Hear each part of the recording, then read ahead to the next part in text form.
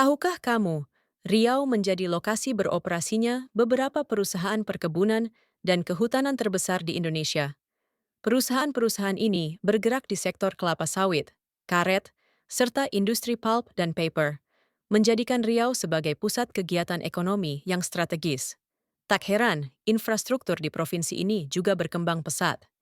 Di ibu kota provinsi, Pekanbaru, terdapat Bandara Internasional Sultan Syarif Kasim II yang melayani penerbangan domestik maupun internasional dan menjadi gerbang utama masuk ke Riau. Selain itu, Jalan Lintas Timur Sumatera yang melewati wilayah Riau berfungsi sebagai jalur transportasi vital yang menghubungkan provinsi-provinsi di Sumatera.